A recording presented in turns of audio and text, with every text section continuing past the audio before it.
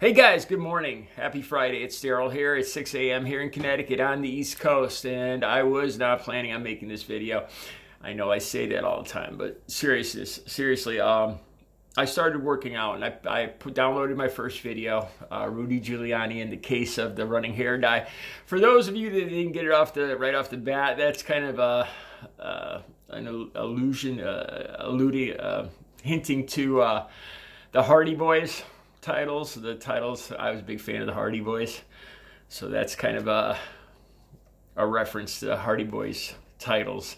Anyway, as I'm working out, I thought about the good-naturedness, humor, which is what I would call it, of the first video I made. But in all seriousness, I needed to talk about what's going on in the Trump administration right now. To me, it's truly scary. I'm glad that we do have people like Bo the Fifth Column, who admittedly knows a hell of a lot more than I do about the inner workings and the likelihood of Trump staging a coup or any of that. I got to tell you, when I watch Bo's videos, the majority of the time they address what I'm worried about rationally, and I trust, I trust that his knowledge. Anyway. All right, so Michigan, this is the way I understand it. The different counties, they had 4 people, 2 Democrats, 2 Republicans, that would certify the election results. And in that one particular county, I think it's Wayne County, forgive me if I got that wrong, but where initially the 2 Republicans, Hartman and Palmer, Republicans said that they would not certify them. And with no really good reason. They cited something about having more votes than voters, which isn't an uncommon thing with clerical errors. Supposedly, it wasn't more than 2 or 3 additional votes, and this is usually due to clerical errors and not voter fraud. Another interesting thing, that there was 27 more votes than voters in a few of the white counties, but there wasn't a peep about that. Yeah. All right. So with no good basis, initially these 2 Republicans said they wouldn't certify the results, and the Democrats they had Zoom, FaceTime going on, and a lot of people had a feeling that this was going to happen, and there was a lot of people there to get right in their faces immediately and call them on it, which they did, and the 2 of them backed down because it was it was baseless. So these 2 Republicans went back and said, okay, we'll certify it. And then they certify it, and that's it. It's a done deal. All right. Now, they put out affidavits, these 2 Republicans again, now flipping again, saying they want to withdraw that. They do not want to certify it because they were forced. If you look at Hartman's Facebook page, he has some of the most, I looked it up myself, he has some of the most disgusting, racist pictures of Obama with an eye patch and cigarette. I don't know what he's going for, if he's going for some pirate look or rap look, but this guy Hartman is pushing some of the most bizarre, far-ended theories out there. The fact that this guy has a say in the final certification of a whole county's worth of votes is scary. So anyway, today, Friday, now Trump gets involved.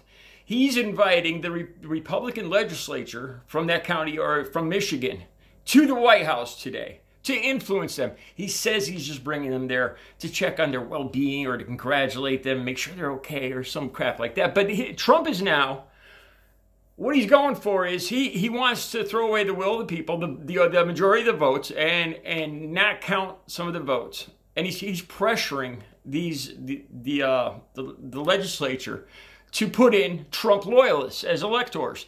This is something I worried about and I heard about months ago. It's iffy if it could even happen now, because this county already certified the votes when those 2 Republicans lost their courage and backed out and were forced to do the right thing. And now they've been certified. But the thing is now it goes to a state level. and 2 different Democrats and 2 different Republicans will now get called to certify the entire state's votes and electors. And this is where Trump is trying to come in and basically persuade or strong arm the legislature of Michigan to remove the rightful electors, what the people chose by 150,000 votes now. I think we're at 150,000 votes. And what they're talking about, and some of the incidents they're talking about, like I said, are 2 or 3 extra votes here than people, or in the mainly white suburban county, the Trump supporting county actually had 27 more votes than people. But there's not a peep about that. No, because it's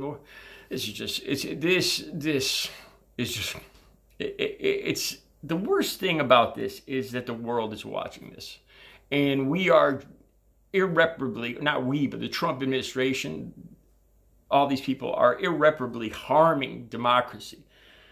Like I said before, China and these other countries that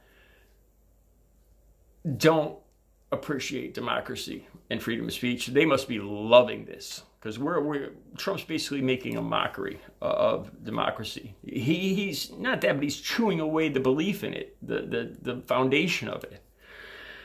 So today, Friday, he's bringing the electors from the legislature, Michigan legislature, to the White House to persuade them to do this. Now, is any of this even legal, or certainly not ethical or morally right or any of that? Another thing I wanted to bring up, I was wondering what exactly the Senate has been up to for the last couple of weeks, because obviously with these, once again, these COVID numbers going insane the last couple of days, and this pandemic just completely out of hand, and schools closing down, businesses closing down, things really going off the rails. And I was wondering about any kind of stimulus. And the Republicans have no, Mitch McConnell and his fellow Republicans have no concern whatsoever about the virus or about the stimulus. What they have done is broke 123 years of Senate tradition. They've actually put in, since the election, since Trump lost the election, they've seated, I believe that's what it's called, but they've installed 6 new Trump-favored conservative judges. Now they haven't done this since the late 1800s. Something like this hasn't happened, where one of the parties continued to nominate and seat judges in a lame duck period of the presidency. This hasn't happened in 123 years. So instead of concentrating on what the American people need, and this is a freaking pandemic. This isn't even a normal year by a far stretch of the imagination. And it would appear that Trump and everybody around him couldn't care less about the American people. Seriously. And they're continuing to nominate these Trump loyalists, these judges. And one of these judges, I'll look to put the link down below. One of these judges supposedly wouldn't even pass the bar. So how this person could even be a judge, I don't know. I'll make sure I'll put the links down below, because this is a story that, especially this seating these 6 judges, is a story that I'm still just starting to look into.